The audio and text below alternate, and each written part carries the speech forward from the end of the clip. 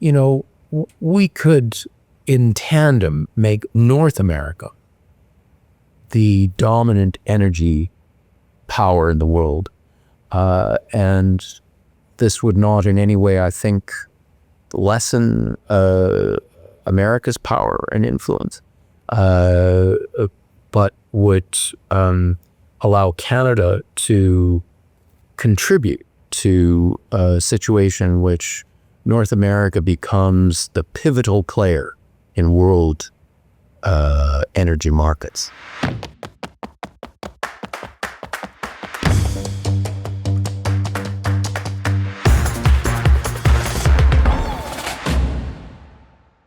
Today I'm in St. John's, Newfoundland with Brian Lee Crowley.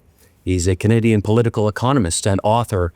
We've been compatriots in our work for many years, and Brian has been, I think, for me, an icon of what it means to think well about all of the issues around us in terms of the economy, but it runs so much deeper than that. Brian is one of the great thinkers and speakers that I have run across in my time as a Canadian journalist. And we heard here at the St. John's Board of Trade yesterday a fascinating speech from Brian that we're going to be talking about this morning. So as we get into episode 2 of our Power Struggle special series on the federal election, I think this will be an absolute must listen. So here we go. Brian, great to see you. Stewart, it's always a pleasure to be with you on Power Struggle. And we have this incredible setting here. We'll talk about where we are, I think, while we're conversing. But I think you had the room in your hands yesterday, and I'd love to talk about your thoughts on what's driving the federal election and people's thinking in general right now as Canadians on the brink of major decisions for everyone who's going to vote. And I hope that's everyone. Well, Stewart, as you know, the theme of yesterday's event was, Canada in an era of disruption. And I think nothing in our lives has been more disrupted than the federal election by recent events. We all recall that just a few short months ago, the Conservatives were 20 points ahead in the polls and cruising to an easy election victory. Then Donald Trump happened, and attention, I think, on the part of Canadian voters shifted radically from the record of the Trudeau government to what is Canada going to do to respond to Donald Trump? And who would be the most effective counterparty on Canada's behalf at dealing with Donald Trump? And so my talk yesterday dealt mostly with how do we understand Donald Trump? Because I'm sorry to say that most Canadian commentary, in my opinion, presents Donald Trump as some kind of incomprehensible thug who just does nasty things for no explicable reason. And while he may be doing nasty things and he may be a thug, he is not beyond comprehension. I believe that it is possible to understand Donald Trump.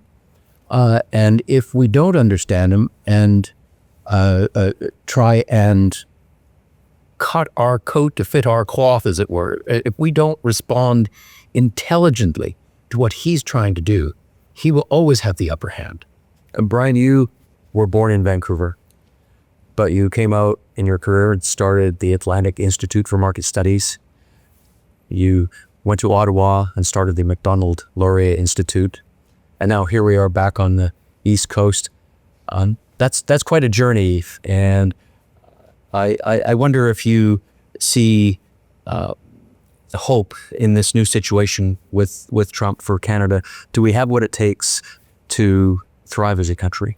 Well, that's a very interesting question, Stewart, because I think there's two parts to it. Do we have what it takes to thrive as a country? Absolutely. I'm Canada's greatest fan, and I'm a great optimist about Canada.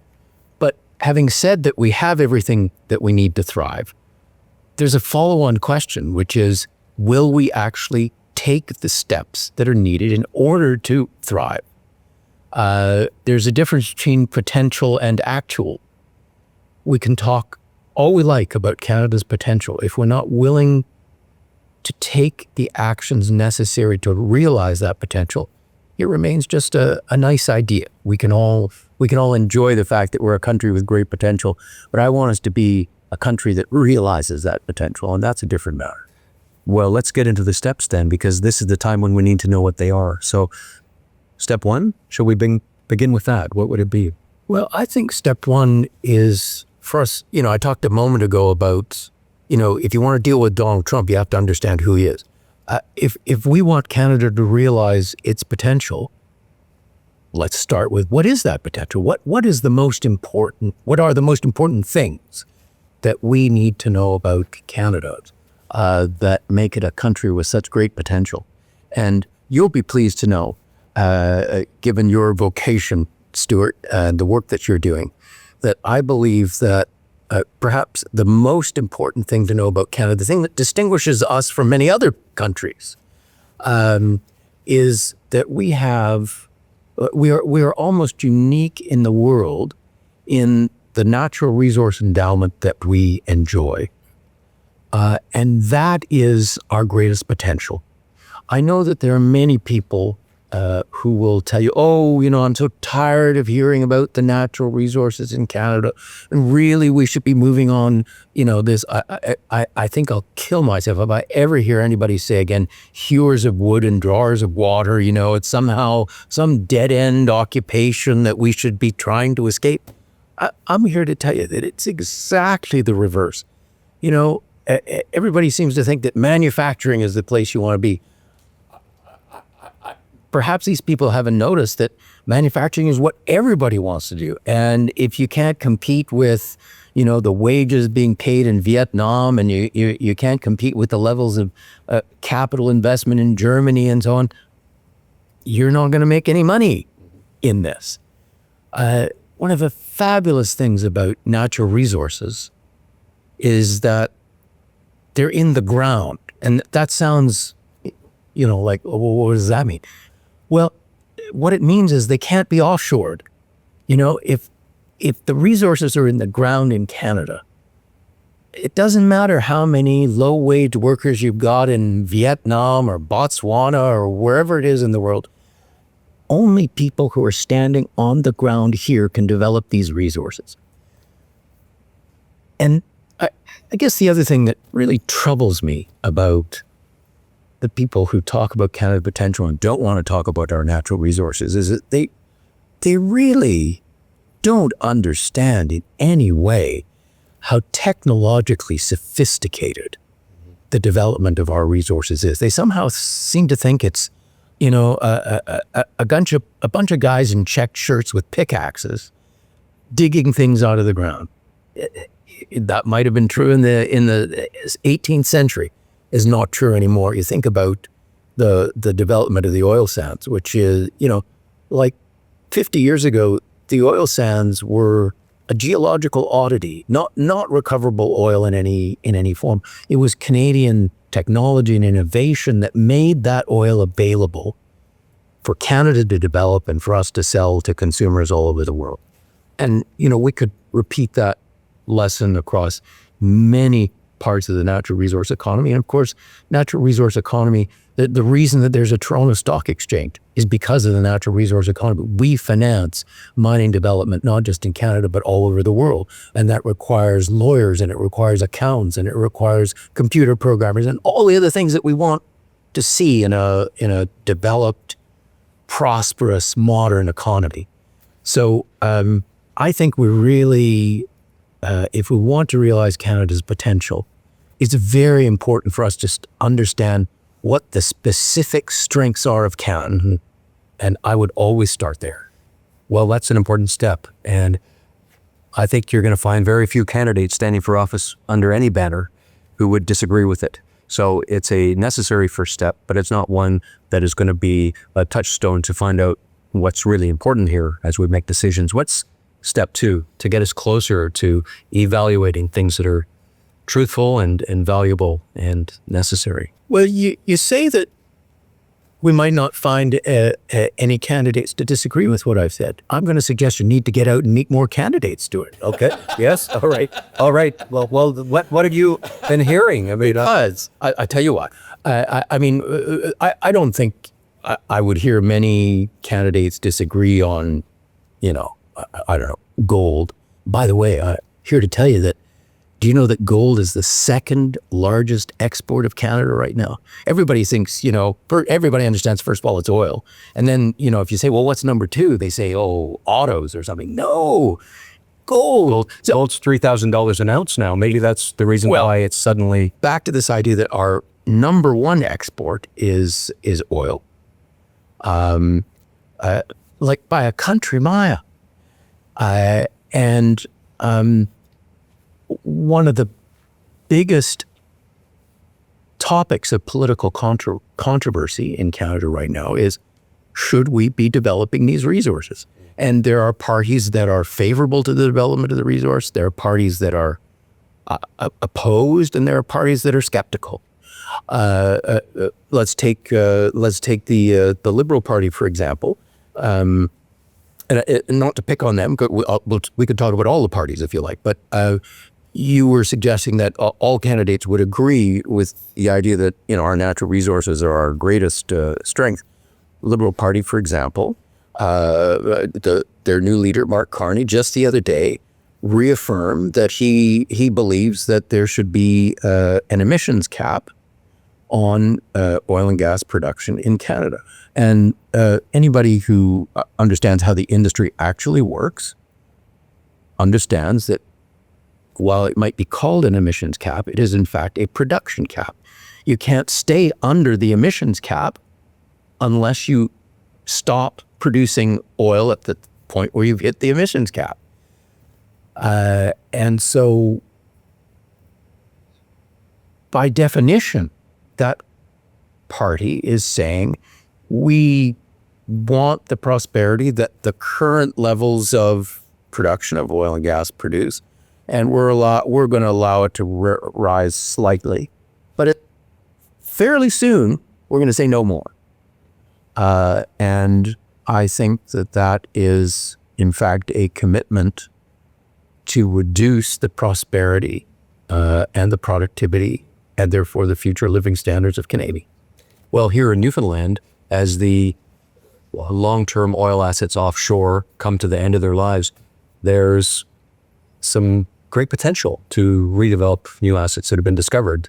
And if we have an emissions cap, that's probably not going to happen. So you might wonder, what does it mean for the economy of a place like this, which doesn't have the cross-border advantages. In Vancouver, we can drive down to Seattle anytime we like, but here trade is a little more complicated. You've got to be prepared in having these long-term plans. But it sounds like the emissions cap is going to take that off the table. Well, it's interesting that you mention this, because I think it's very important that we say to your viewers and listeners, Stewart, that if people think that this is only an issue for Alberta, they're quite wrong. At the conference that I spoke at yesterday, and you spoke as well, obviously, we had the Deputy Premier, Siobhan Cody, speak. And I think in her talk, she might have said 3 times, there should not be an emissions cap on oil and gas. And she wasn't just saying something that the government of Alberta agrees with. She was saying this because it's in the interests of Newfoundlanders and Labradorians that there not be an emission cap, if they are to realize the potential, back to our starting idea, of Newfoundland and Labrador. And recently I saw that the candidate for the Liberals, the Prime Minister, Mark Carney, dismissed as, I believe the word was twisted, the idea that the emissions cap is a production cap. But anyone citing it as a production cap is actually citing the work done by the independent parliamentary budget officer, who studied it and said that the emissions cap will reduce the production by 5% by 2032, and it will create a loss of 40,300 jobs and also a decline in GDP of $20 billion a year. So it seems to me that's not a twisting of meaning. In fact, it's the absolute truth. So we seem to be in a time when the black is white, white is black, down is up is down.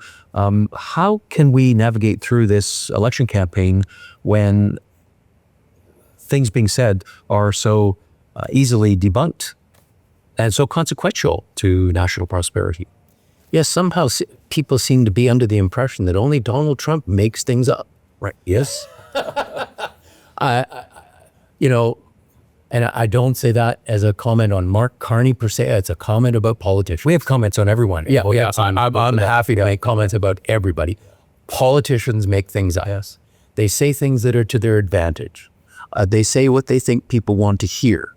I like to think that, when you and I talk, Stewart, we're saying what we genuinely believe and what we think and what we've come to understand as a result of digging into these issues over a long period of time. So part of the role of a podcast like yours and the important work you do is to hold politicians to account. That they will say whatever comes into their mind, what they think voters want to hear, and they'll get away with it if nobody calls them to account. So it's terribly important that there be people like you and podcasts like this and other organizations, I like to think mine, that take it as their mission to say, actually, Mr. or Mrs. Candidate, what you said is not correct. Here are the facts. And then we let voters draw their own conclusions. I'd like to go back to your comment on Trump, because I think it was the first time yesterday when you spoke about this, Brian, that I realized the importance of, if we want to understand what's going on in the world today, and that world starts with one person, Donald Trump, it's going to help us, whether we're comfortable doing it or not, to try kind of see the world through Donald Trump's eyes and what he's seeing. And I think you've kind of found a way to do that. I'd like to go back into that with you a little bit. What is he trying to accomplish? I mean, there's a debate. Is it rational? Is it not rational? What's your starting point on this? Well, my starting point is, like Donald Trump, don't like Donald Trump, find him offensive, whatever. He's a guy who has had a successful business career. He's had a successful political career. He's able to articulate a vision and to sell it to people. And he's got some things that he's trying to accomplish. And if he doesn't just wake up in the morning and say, what crazy thing am I going to do today? Like, there's method to his madness. What I suggested in my talk was that if you want to understand Donald Trump, there's a few very basic things that I think they're threads that run through his thinking. One is that he wants America to be top nation, capital T, capital N. He wants it to be unambiguously clear that America is the most powerful nation in the world, and not because it's at the head of an alliance of countries like NATO or whatever. He actually thinks that reliance on allies is a weakness, not a strength. So he wants to, focus on the main challenger to America's status as top nation. Of course, that's China. One of the corollaries of that, if you like, is that Europe, which has been at the center of, political thinking in America and so on for so many years, that Europe is now yesterday's news. He's not interested in the conflict in Ukraine. In fact, he thinks the conflict in Ukraine is a distraction from this struggle between America and China to be top nation.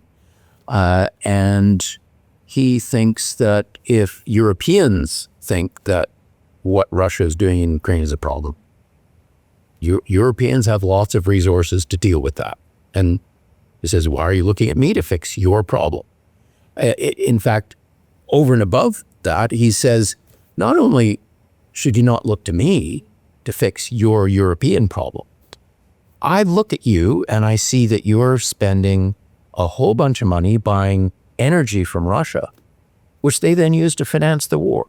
So you want to buy energy from Russia give them the money to finance the war that you want me to come in and fix for you. He says, sorry, please don't call, don't call me, I'll call you.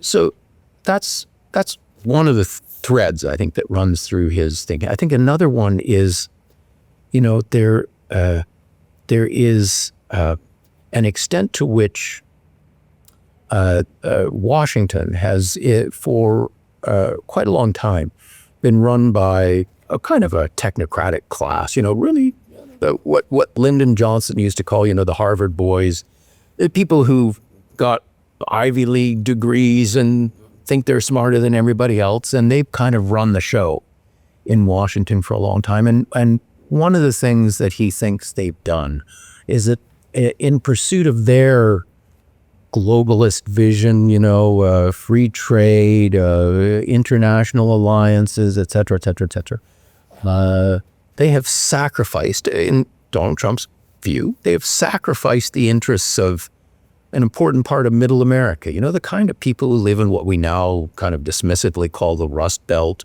the people immortalized in J.D. Vance's book, Hillbilly Elegy, the people who saw, the little plant that was in their town that had been the center of prosperity for many years close, and the jobs went to Mexico, or they went to Vietnam, or they went to China.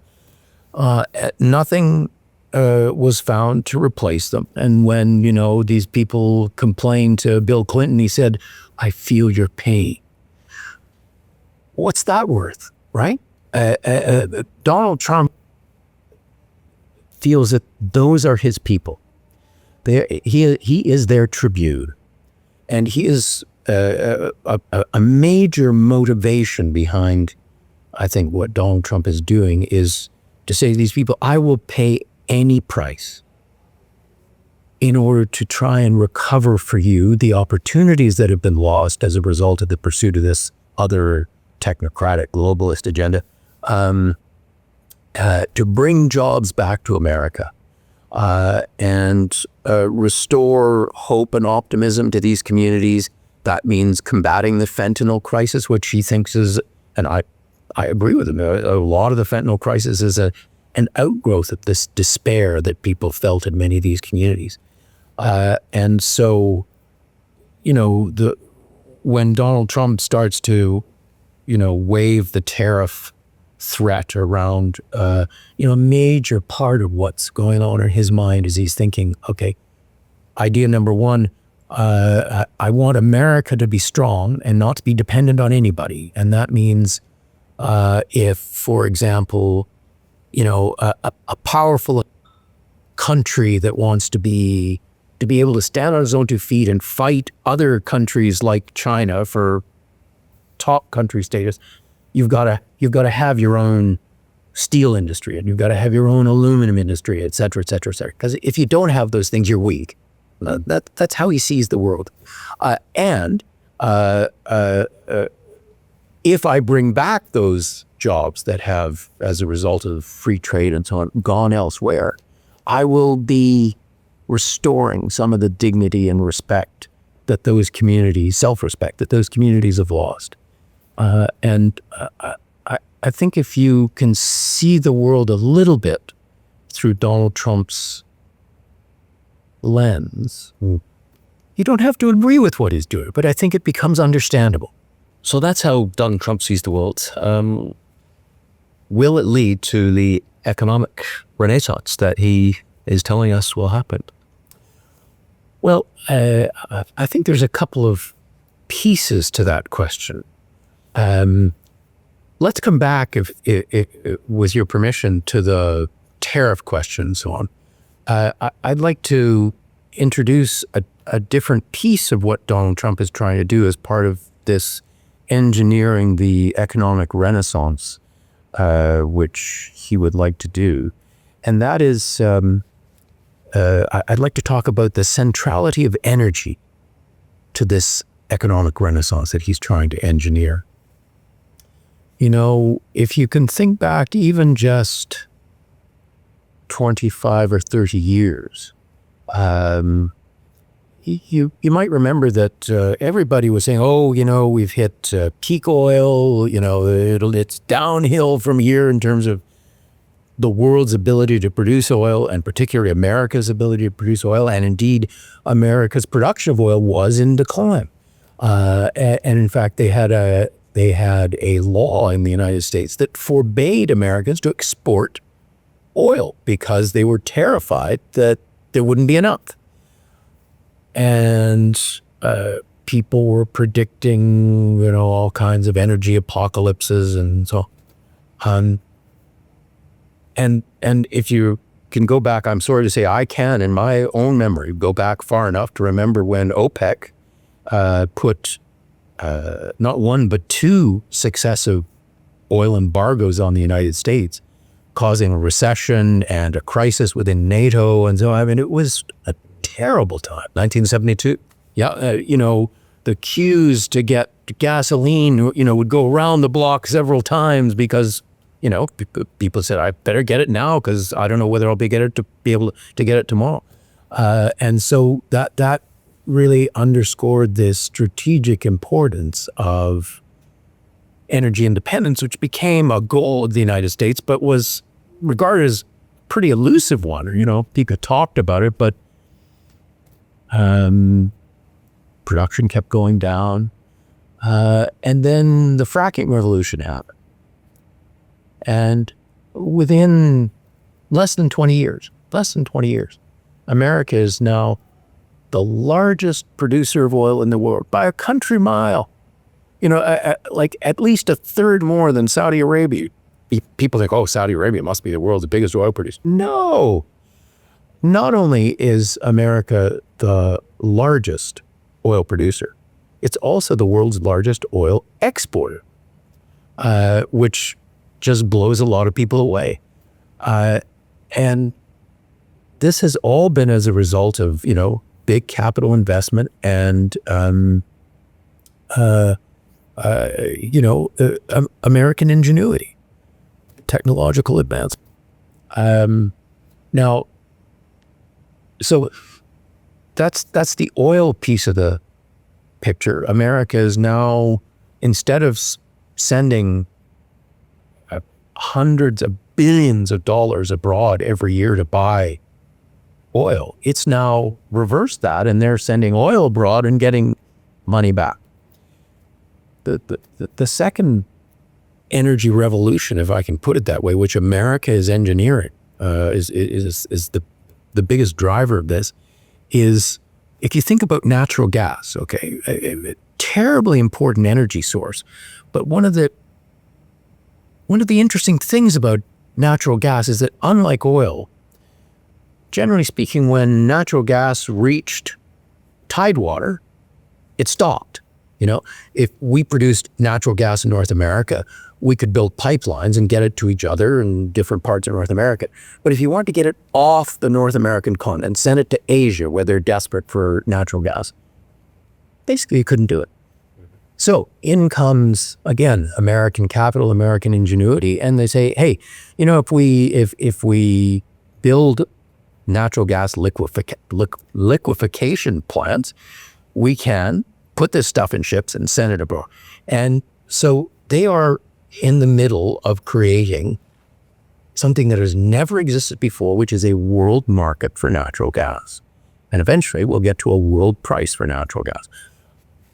The reason that this is important is because Donald Trump looks at oil, fracking, natural gas, the huge development of liquefied natural gas facilities in the United States, and sees cheap energy, the foundation of society, the foundation of civilization, the foundation of industry. He sees an era of cheap and abundant energy for the United States, and he wants to use that as the keystone of his industrial scheme.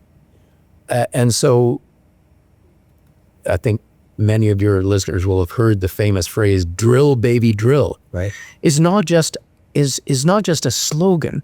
It is in fact a theory about economic development, which I think is at the core of Donald Trump's plan to reinvigorate the United States economically. Now, I should open a parenthesis here because I can already hear people saying, reinvigorate the United States economy. It's already an economic powerhouse. Completely agree. It's certainly left Canada in the dust in terms of economic growth, the productivity growth and all of it. But it is very, very unevenly distributed within the United States. And what Trump wants to do is he wants to use cheap energy as the motor for an economic renaissance in those, particularly in those regions, the Rust Belt and so on, the heartland of his own political support, a renaissance in that part of America, which will not be based on, what the prosperity on the coasts is based on, which is, information technology and all the panoply of things that we associate with a kind of intangible economy. He wants to bring back the physical manufacturing kind of economy, and he wants to use cheap energy as the way to bring it back to those communities that lost it over the last 40 years. So that's the vision. What does it mean for Canada, the pursuit of this? So Donald Trump's vision of energy abundance as a source of prosperity for America also has if you like, a geostrategic dimension, if I can put it there. It matters for world power.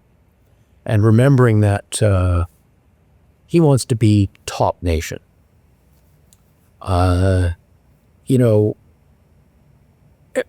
Every other country in the world, certainly every industrialized country or every country that aspires to be an industrialized country, is desperate to get access to secure, reliable energy sources.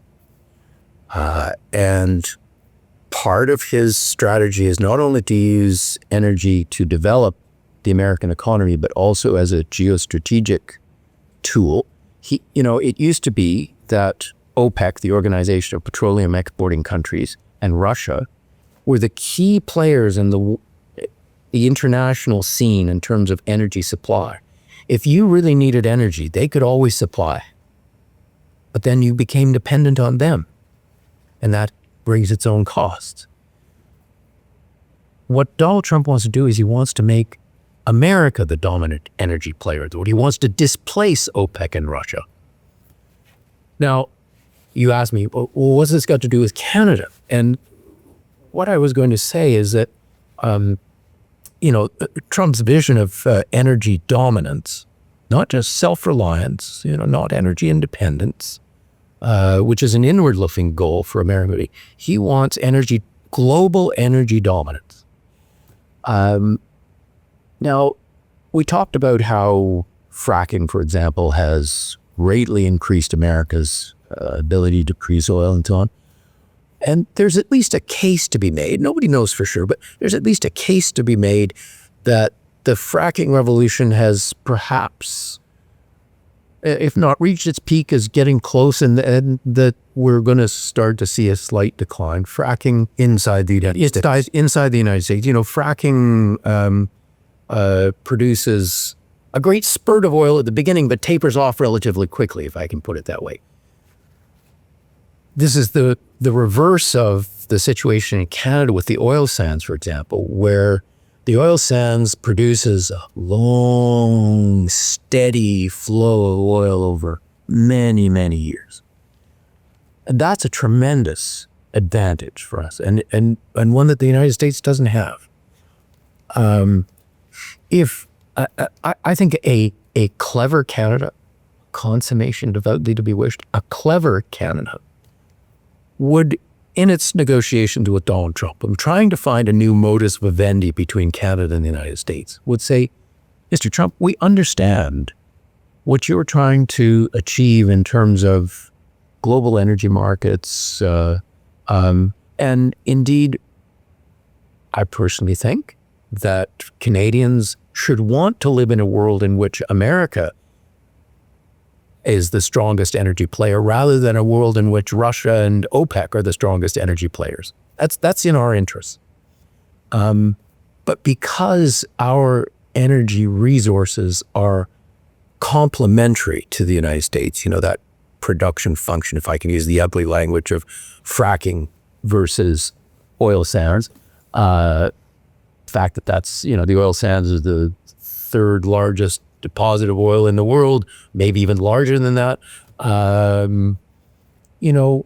We could, in tandem, make North America the dominant energy power in the world. And this would not in any way, I think, lessen America's power and influence, but would allow Canada to contribute to a situation in which North America becomes the pivotal player in world energy markets.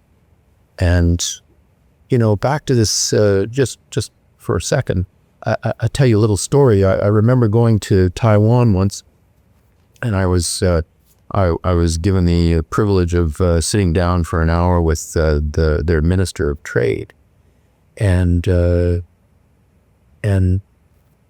Minister of Trade did what almost everyone internationally does when they meet a Canadian. They say, "Oh, so nice to meet you. Canadians are so nice. I love your country. Maple syrup, hockey, blah, blah, blah, blah, blah." I said, "Minister, that's all very well and good, and I appreciate those nice sentiments. Have you ever thought about how Canada could be the solution to Taiwan's greatest geopolitical challenge?"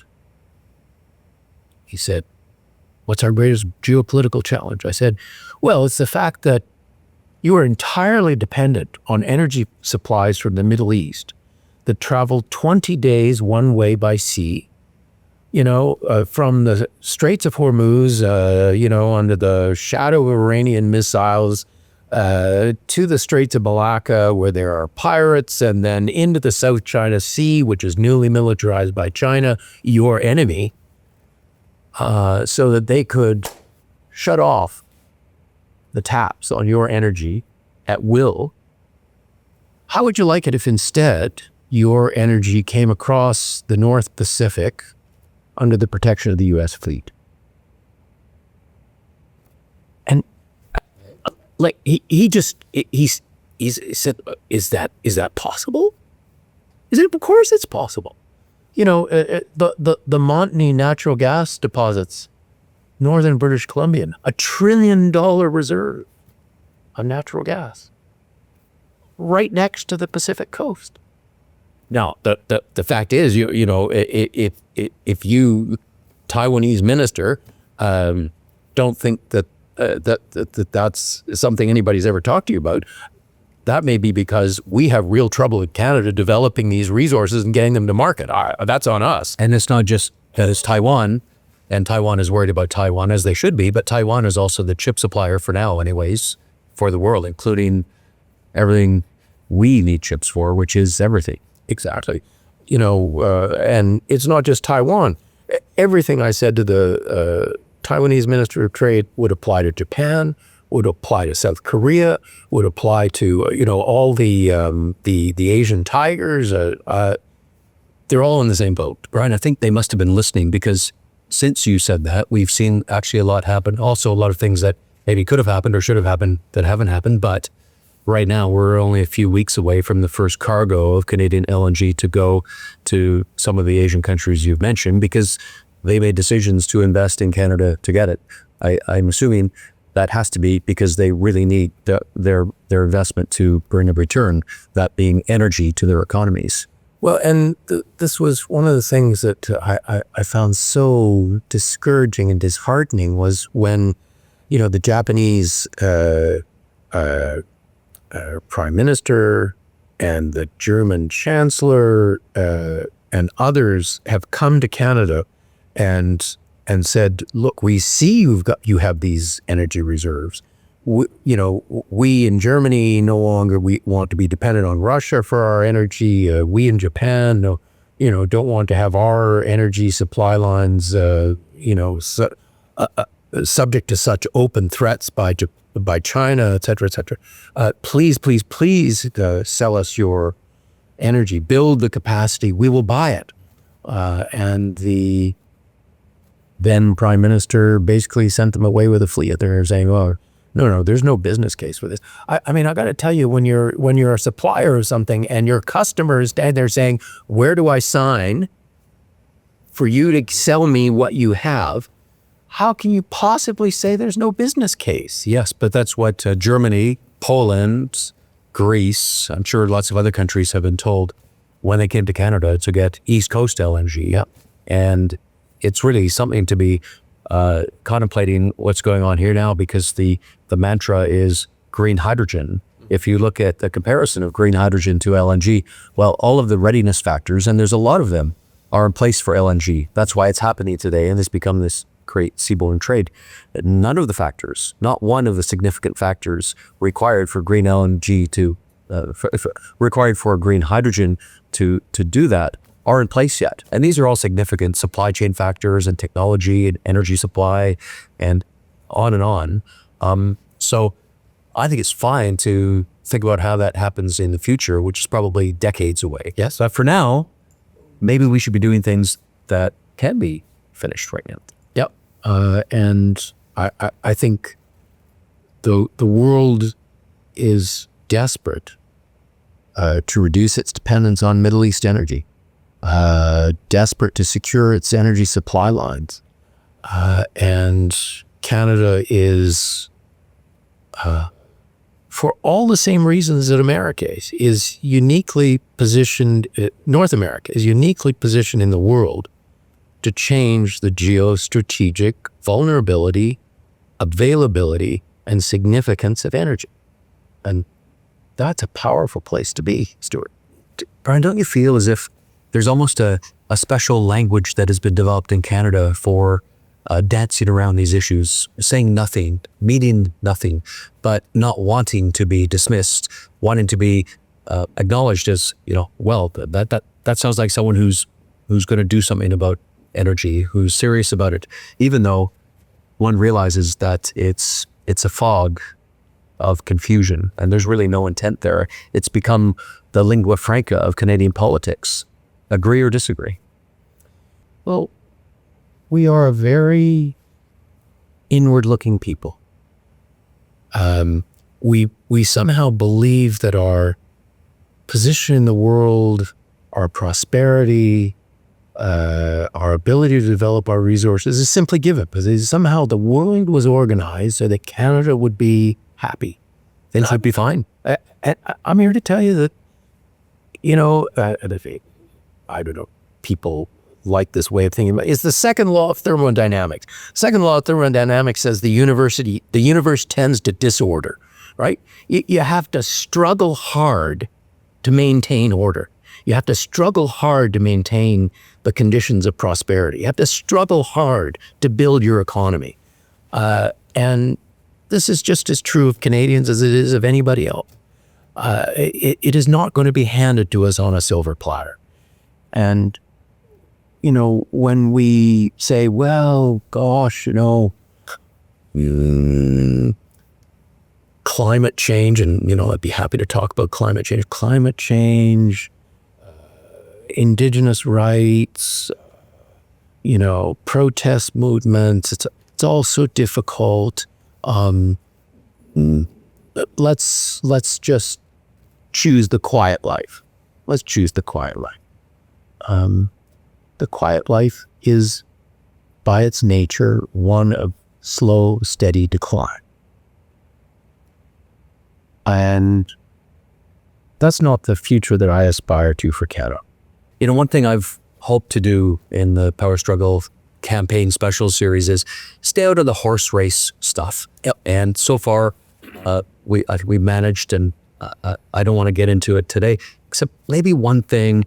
I was just reading a pretty well-known economics columnist, political columnist in the Globe and Mail, Andrew Coyne, this morning.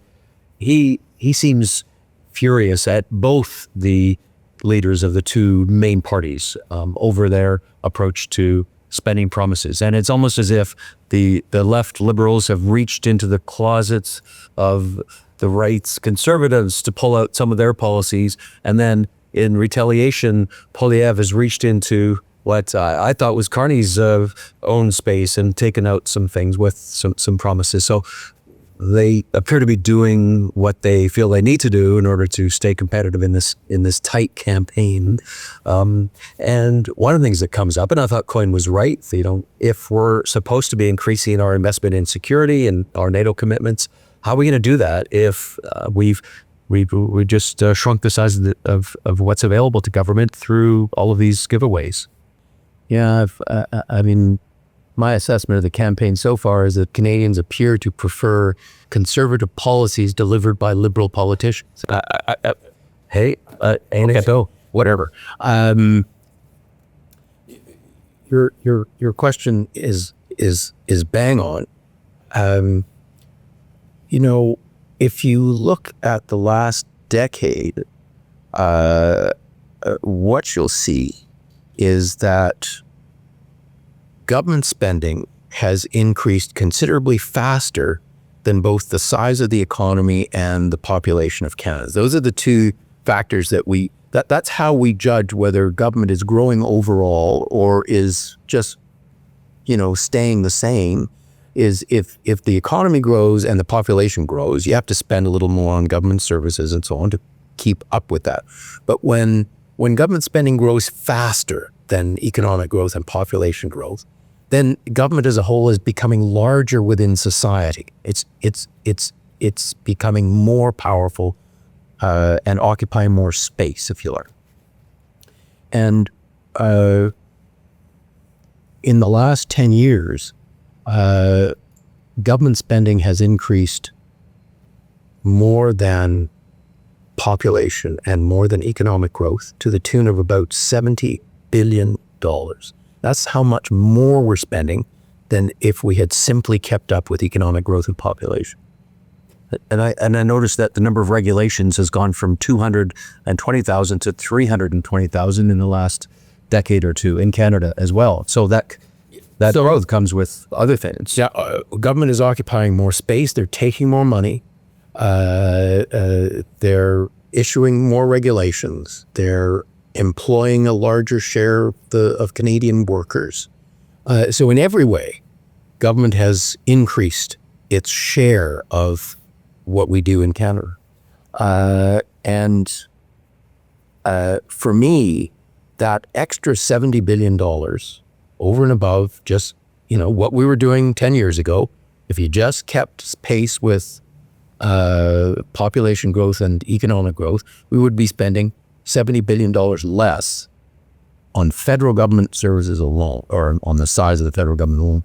And so when people say, well, where are we going to find the money to spend what's probably going to end up being 3% of GDP on defense? Where are we going to find the money? My answer is you've already found the money. You just spent it on something else. I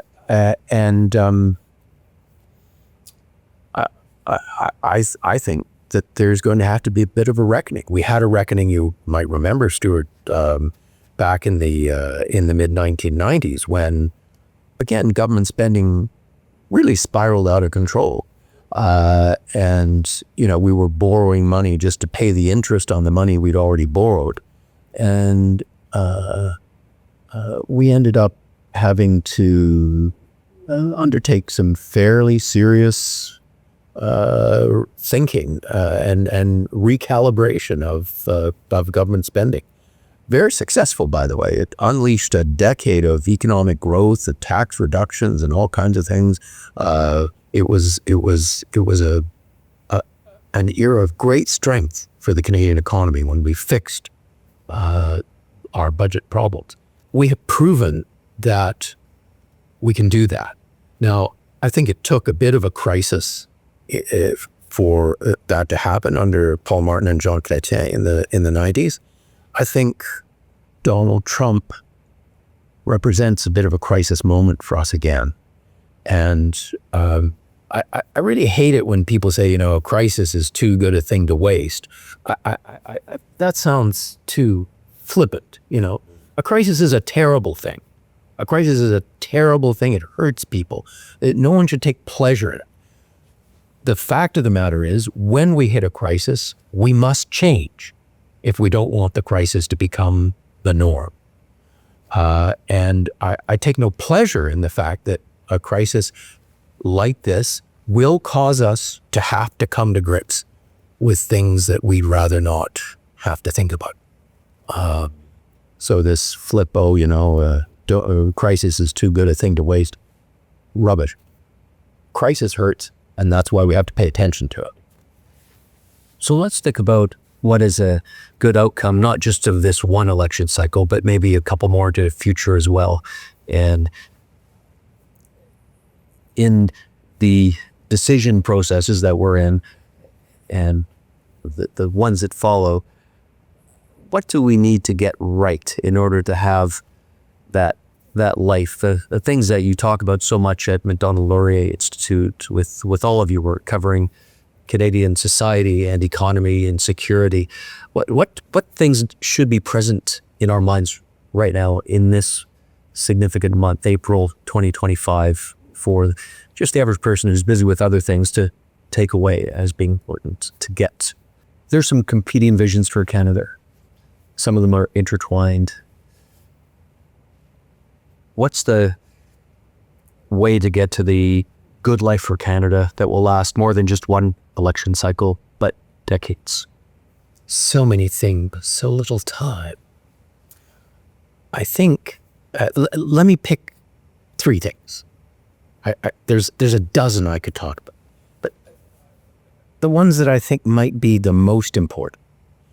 First of all,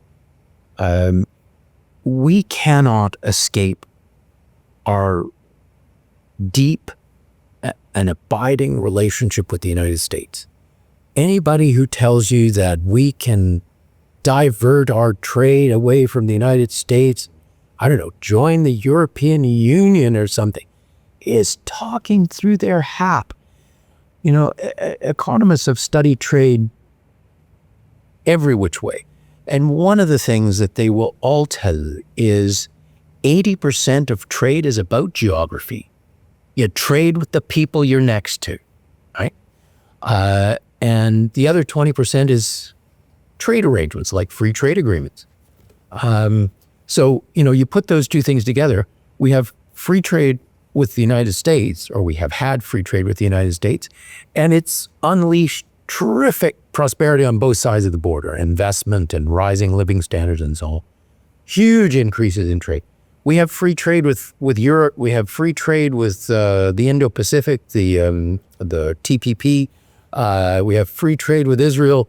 And those things make tiny marginal differences in our trading patterns. Because we're not next door to those people. Should we sell to them? Of course we should. Of course. Who could possibly be opposed to selling to the Japanese and the Israelis and the Germans and so on? But the idea that we can somehow, wind down our dependence on the United States is a completely fanciful and wrong-headed idea. So I think job number one for whoever emerges out of the election, and this will be true, for years to come, is we need to get the relationship with the United States back on an even keel. And, many of the things that we've talked about, Stewart, over the course of this conversation have been threads that you would have to weave together if you wanted to attract the Americans to the table with a deal that would make sense to them. We can't go to them and say, why are you so mean to us? This is just not a conversation they're interested in having, okay? We have to be able to go to the table and say, look, free trade is in both our interests. You are having trouble seeing why it's in your interest. We can sweeten the deal by talking about other things that you manifestly care about. We can talk about, Canada starting to pull its weight in terms of its spending and on national defense and its military establishment. We can talk about border security and management. We can talk about national security. We can talk about immigration. We can talk about a whole series of things. Our relationship with China would be a very, very important one. So that we can come to the table and say to the Americans, look, we've thought about what you are interested in, and we've thought about what Canada's interests are. We think there's a great deal to be made here. And I think Donald Trump is the consummate deal maker. I think you would get his attention for that. And one of the things that my institute's working on is we call it the grand bargain. What would that grand bargain look like? So that's number one. Number two, because the world is constantly changing, and because we have to respond to new circumstances all the time, we must constantly be investing money to create new capacity. We have to invest money to have roads and hospitals. We have to invest money in factories and other productive capacity. We have to invest money in ports and railways, and so it takes a lot of money to keep an economy like Canada's not just ticking over, but growing and exploiting the opportunities that are available to us. But if you look at the flows of money, the flow of money into Canada and the flow of money out of Canada, the flow of money out of Canada is dwarfing the inflow. And what this means is when people are offered a choice between investing in Canada and investing elsewhere, they say, Canada's not looking too good right now. There are other places where I can put my money and get a better return or meet less regulatory obstacles or, have to pay a more reasonable tax rate. Canada desperately needs to fix the economic climate so that people find it worthwhile to invest in Canada, because that's our future living standards. Investment today is our wages tomorrow, right? So that's number two. The third thing, as I said, there's many, many things. Number three is, I think we have mucked up our immigration system beyond belief. And yet immigration, I believe, has traditionally been a great strength of Canada. And I think the principal way in which we have mucked it up is we used to run the immigration system on the basis of asking ourselves, what is in Canada's interest? What kind of people is it in Canada's interest to admit? What kind of skills do they have? What kind of abilities? What kind of language skill? And we had this famous point system in which we evaluated people precisely on that question. How would this person be able to contribute to Canada?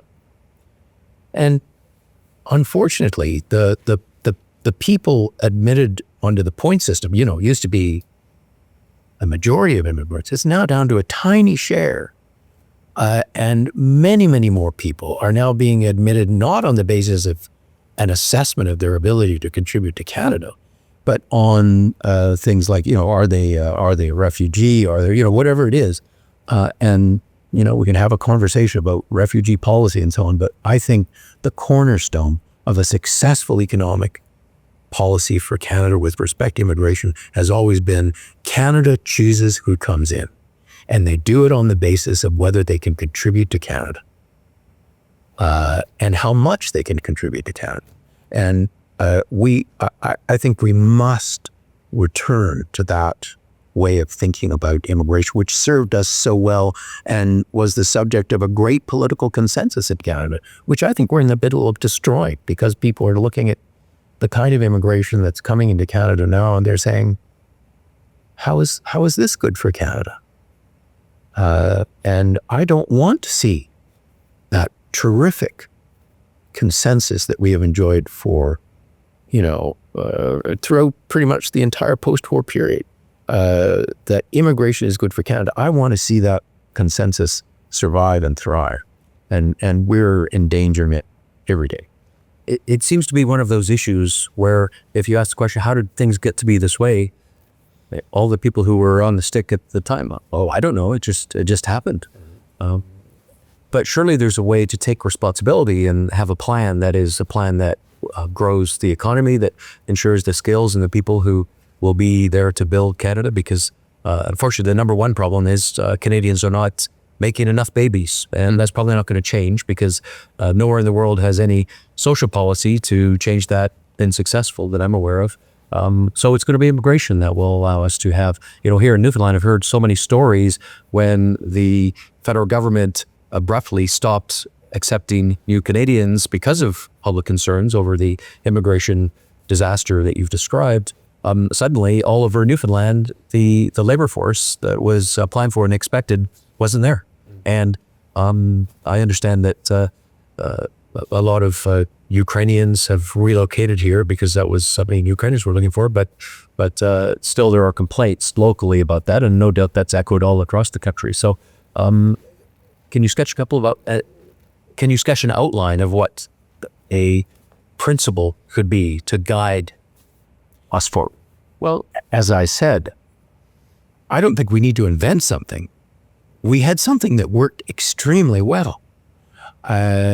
It's that we have abandoned it without ever having had a conversation about whether that was a sensible thing to do. What's happened, I think, is that a lot of politicians got the idea that, immigration's been good for Canada, so more immigration must be even better. But they forgot about the fact that the system we had didn't just say, open doors, let in anybody who wants to come. I mean, this is exactly the problem that the United States is dealing with, is that they have lost control of their borders. People just are flowing in because they want to be in America, not because America said, hey, you're somebody we'd like to have as an American.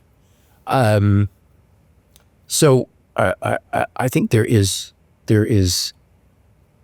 no substitute for quite a simple basic principle, which is Canada needs to establish criteria, rules, whatever word you like to choose. We need to have a sense of what kind of people we're trying to bring into the country, and and that's not a dog whistle, racism, whatever. This is, we have to say to ourselves, well, what kind of people do we need? What kind of jobs are we trying to fill? And what kind of skills do we need? Do we need doctors? Do we need engineers? Do we need, software designers? Videographers? Whatever it is. We have to ask ourselves, what is it that Canada needs? And what we have discovered is that what Canada doesn't need is a bunch of people who have no skills, including, hardly any language skills, earning low wages, subsidized by the federal government, which, these are many of the effects of the way that we've allowed the immigration system to decline. How to fix it is to remember that it's Canada's interests that must come first. And once you've accepted that basic principle, I think everything else falls into place. Brian, today you have the great Albert Einstein on your necktie. Yesterday you had Winston Churchill. Yes. Who's your favorite, Winston or Albert? Well, I'm a great fan of both. And by the way, I should say, I have Beethoven ties and Mozart ties and Thomas Edison ties, and but these are the two ties I wear the most. I think that Winston Churchill is the archetypal hero. He is, for the West, in the last 100 years, when I say to myself, who would I hold up as the person exemplifying the finest virtues which I would like our society to aspire to. Winston Churchill is my answer. Brian Lee Crowley, thanks for being our guest on Power Struggle, the campaign special edition. We are getting close to the first stretch of the campaign being over, and these insights you've brought, I think, are going to help us to decode what is happening, especially south of the border. I mean, the Trump analysis, I think of seeing things as Trump sees them. We should be doing that, and you've helped us to accomplish that. That alone has been more than worth the conversation. So thanks so much for being here. Always a pleasure to be here with you, Stewart. Thank you. Thanks, Bert.